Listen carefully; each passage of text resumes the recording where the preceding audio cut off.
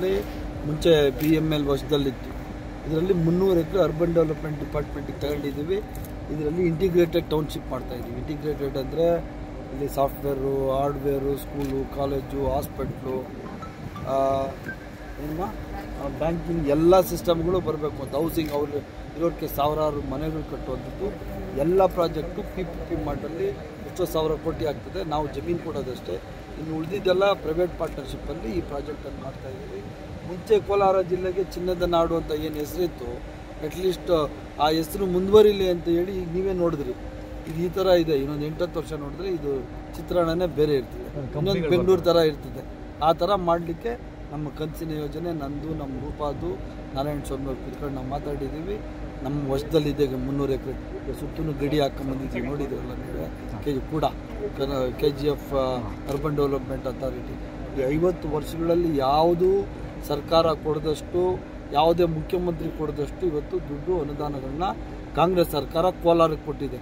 ಏನು KGF-ಅಲ್ಲಿ ಒಂದು 80 ಕೋಟಿ, ರಿಸರ್ವ್ ಪೊಲೀಸ್ ಬಂದಿದ್ದು, ಇಂಡಿಯನ್ ಪೊಲೀಸ್ ಇದು ಅಕಾಡೆಮಿಗೆ ಒಂದು 80 ಕೋಟಿ ಇಲ್ಲಿ ಕಟ್ಟಡ, ಇನ್ನೊಂದು 200 ಕೋಟಿ ವೆಚ್ಚದಲ್ಲಿ ಒಂದು PPP ಮಾಡಲು ಒಂದು ಮಾರ್ಕೆಟು, APMC, ಸಾವಿರಾರು ಕೋಟಿ ರೂಪಾಯಿಗಳ ವೆಚ್ಚದಲ್ಲಿ ಇಂಟಿಗ್ರೇಟೆಡ್ ಟೌನ್ಶಿಪ್ಪು, ಮೆಡಿಕಲ್ ಕಾಲೇಜು. ಕೋಲಾರ ಜಿಲ್ಲೆಯಲ್ಲಿ ಸ್ವಾತಂತ್ರ್ಯ ಬಂದಾಗಿಂದ ಮೆಡಿಕಲ್ ಕಾಲೇಜ್ ಇರಲಿಲ್ಲ.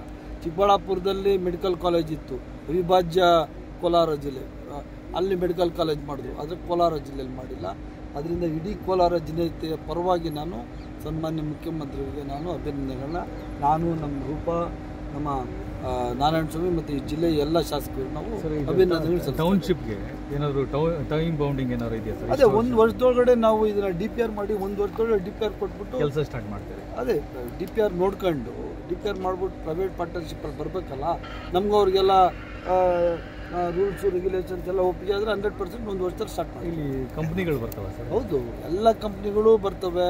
ಒಂದೇ ಒಂದು ಈ ಜಾಗದ ವಿಶೇಷತೆ ಏನಂದರೆ ಕೇವಲ 1 ಕಿಲೋಮೀಟರ್ ದೂರದಲ್ಲಿ ನಮ್ಮ ಎಕ್ಸ್ಪ್ರೆಸ್ ಹೈವೇ ಹೋಗ್ತಾ ಇರೋದು. ಅದಕ್ಕೆ 2 ದಾರಿ ಬೇಕು. ಈಗ ರೂಪ ಒಂದು ದಾರಿ ಹೇಳಿದ್ದಾರೆ, ಆ ದಾರಿನೂ ಮಾಡ್ತಾ ಇದ್ದೀನಿ. ನಾರಾಯಣ ಸ್ವಾಮಿ ಒಂದು ಹೇಳಿದ್ದಾರೆ, 2 ದಾರಿಗಳನ್ನು ಮಾಡಿ ಈ ಜಾಗಕ್ಕೆ ಬರೋ ಥರ ಮಾಡ್ತೀನಿ. ನಾರಾಯಣ ಸ್ವಾಮಿ ಆಗಲಿ, ರೂಪ ಆಗಲಿ, ಅನಿಲ್ ಆಗಲಿ, ನಂಜೇಗೌಡಣ್ಣಾಗಲಿ, ಮಂಜು ಆಗಲಿ, ನಾವೆಲ್ಲ ಅಣ್ಣ ತಮ್ಮಂದರು ತಂಗಿರೆ, ವಿ ಆರ್ ಆಲ್ ಸೇಮ್. ಮತ್ತು ಆಂತರಿಕ ಪ್ರಜಾಪ್ರಭುತ್ವ ಕಾಂಗ್ರೆಸ್ ಪಾರ್ಟಿಲಿ ಅವ್ರವ್ರ ಅಭಿಪ್ರಾಯ ಅವ್ರು ಕೊಡ್ತಾರೆ. ಆ ಅಭಿಪ್ರಾಯಗಳನ್ನೇ ತಪ್ಪು ಅಂತ ತಿಳ್ಕೊಳ್ಳೋದು ಬೇಡ. ನಾನು ಎಲ್ಲ ಕುಂಡಿಸ್ಕೊಂಡು ನಾನು ಮಾತಾಡಿ ಸಾಲು. ಅಲ್ಲ, ನಾರಾಯಣ ಸ್ವಾಮಿ ಅವರು ತನಿಖೆ ಆಗಬೇಕು ಅಂತ ಆಗ್ರಹಿಸಿ ನೋಡೋಣ. ಈಗ ನಾನು ಮಾತಾಡ್ತೀನಿ. ಡೆವಲಪ್ಮೆಂಟ್ ವರ್ಕ್ಸ್ ಆಗಬೇಕಾದ್ರೆ ಒಬ್ಬೊಬ್ರದ್ದು ಒಂದೊಂದು ಅಭಿಪ್ರಾಯಗಳು, ಭಿನ್ನಾಭಿಪ್ರಾಯಗಳು ಇರ್ತವೆ. ಅದನ್ನೇ ಆಂತರಿಕ ಪ್ರಜಾಪ್ರಭುತ್ವ ಅನ್ನೋದು. ಅದನ್ನ ಅವ್ರವ್ರು ವ್ಯಕ್ತ ಮಾಡ್ತಾರೆ, ಅದು ಸಾಲ್ವ್ ಮಾಡ್ತೀವಿ. ಸ್ವಂತ ಅಣ್ಣ ತಮ್ಮಂದ್ರೆ ಜಗಳ ಆಡ್ತಾರೆ, ತಂದೆ ಮಕ್ಕಳೇ ಜಗಳ ಆಡ್ತಾರೆ. ಸಣ್ಣ ಬ್ರದರ್, ಈಗ ನಿಮ್ಮ ಅಭಿಪ್ರಾಯನ ನಿಮ್ಮ ಮಗನ ಒಪ್ಕೊತಾನ? ಇವಾಗ ನನ್ನ ಅಭಿಪ್ರಾಯ ನನ್ನ ಮಗನ ಒಪ್ಪಲ್ಲ ಕೆಲವು ಸರ್ತಿ. ಇದು ಒಳಗಡೆ ಮಾತಾಡ್ಬೇಕಾಯ್ತು, ಆಚೆ ಮಾತಾಡಿದ್ದಾರೆ. ಆದರೆ ಯಾವುದೇ ಸಾರ್ವಜನಿಕರಿಗೆ ತೊಂದರೆ ಆಗದಿರೋಂಥ ರೀತಿಯಲ್ಲಿ ಏನೇನು ತಪ್ಪುಗಳಾಗಿದೆ ಎಲ್ಲ ನಾವು ಸ್ವಲ್ಪ ವರ್ಷದಿಂದ ಯಾರು ವಿರೋಧ ಮಾಡ್ತಾವ್ರಲ್ಲ. 1947 ಸ್ವಾತಂತ್ರ್ಯ ಬಂತು, ಅವಿಭಾಜ್ಯ ಜಿಲ್ಲೆ ಚಿಕ್ಕಬಳ್ಳಾಪುರದಲ್ಲೇ ಕಾಲೇಜ್ ಆಯಿತು.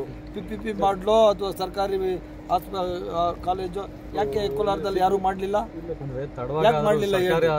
ತಡವಾಗಿ ಆದ್ರೂ ನಾವು ಯಾವುದೋ ಒಂದು ಸ್ಟಾರ್ಟ್ ಮಾಡಿದ್ದೀವಲ್ಲ, ಅಟ್ಲೀಸ್ಟು ಈ ಸ್ಟಾರ್ಟೆಡ್. ಮುಂದಕ್ಕೆ ನೋಡ್ತೀವಿ.